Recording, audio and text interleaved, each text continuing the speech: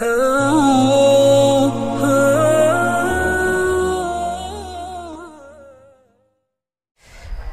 billahi minasy syaithanir rajim. Bismillahirrahmanirrahim. Assalamualaikum warahmatullahi wabarakatuh. Alhamdulillah. Alhamdulillahilladzi ja'ala al-arda firasyan wa kifata likulli makhluqin kana ahya'an wa amwata anbata fiha habban wa nabata thumma ahlakaha fi mikana miqata. Ashhadu an la ilaha illallah wa ashhadu anna Muhammadan abduhu wa rasuluh. Amma ba'du. Wa qala ta'ala fi Qur'anil Karim. A'udzu billahi minasy syaithanir rajim. Bismillahirrahmanirrahim. Dzalikal kitabu la raiba fihi hudan lil muttaqin. Shadaqallahul azim. Bersyukur kita kepada Allah Subhanahu wa taala yang mana Allah telah memberikan nikmat-nikmatnya kepada kita. Di antara nikmatnya tersebut ialah nikmat umur yang panjang, waktu yang luang, dan lain sebagainya. Dan Allah telah menghidupkan kita, dan Allah yang telah memberikan kita rahmat serta hidayah dan syafaatnya kepada kita. Walladzi khalaqana wa ahyana wa arhamana fi hadhihi dunya. Dia merupakan Tuhan yang telah menciptakan kita, yang telah menghidupkan kita, yang telah memberikan kita rahmat di dunia ini. Oleh karena itu, marilah kita mengucapkan kepada Allah Subhanahu wa taala atas segala nikmat yang Ia berikan dengan ucapan kita bersama, Alhamdulillahi Rabbil Alamin. Dalam hal ini, Allah Subhanahu wa taala mengucapkan dalam Al-Qur'an yang berbunyi, La in syakartum la azidannakum, kata Allah, wa la in kafartum inna adabi la syadid, kata Allah. Apa kata Allah? Jika kamu bersyukur atas segala nikmatku, maka akan kutambah, kata Allah. Dan sebaliknya, jika kamu kufur atas segala nikmatku, kata Allah, ingat, azabku sangatlah pedih, kata Allah.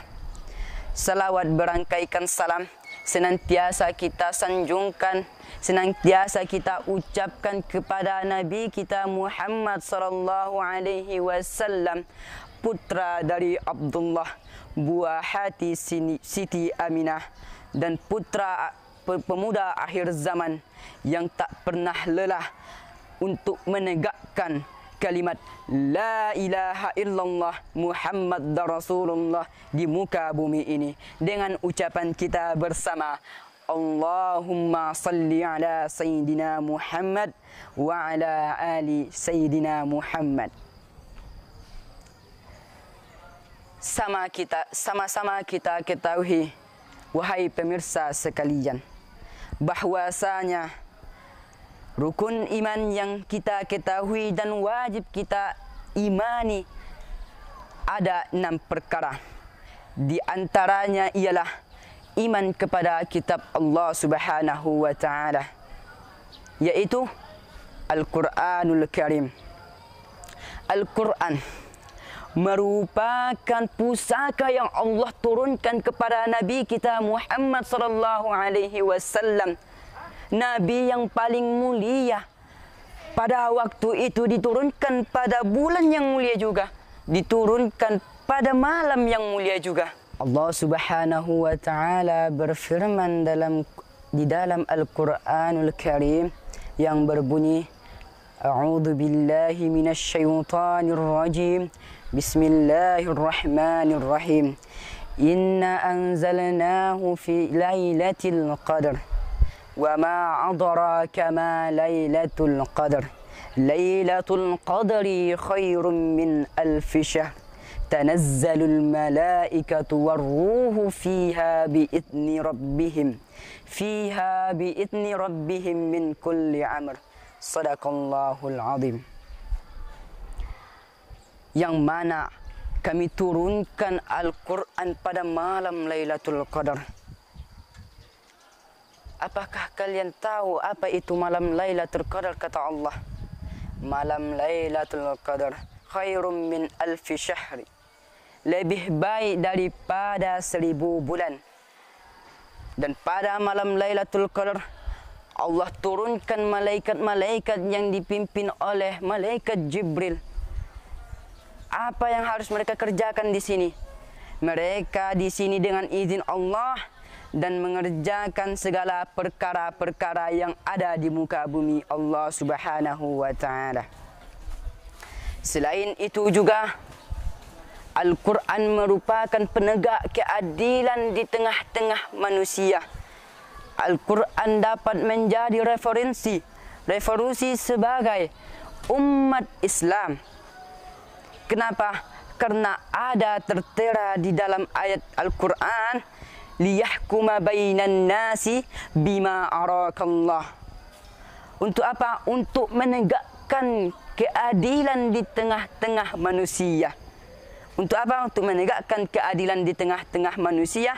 Bima arakallah, dengan apa yang Allah ajarkan kepada Nabi kita Muhammad sallallahu alaihi wasallam. Faedah-faedah membaca Al-Quran, mempelajarinya sehingga menjadikannya sebagai pedoman dalam keseharian kita, sebagai pedoman hidup, itu memiliki ganjaran pahala yang sangat banyak. Di antara lainnya yaitu membaca Al-Quran. Apabila kita membaca Al-Quran, maka Al-Quran akan memberikan syafaat bagi kita pada hari akhirat kelak. Dalam hal ini Rasulullah sallallahu alaihi wasallam bersabda, "Iqra'ul Qur'ana fa innahu ya'ti yaumal qiyamah syafi'an li ashabihi." Bacalah Al-Quran.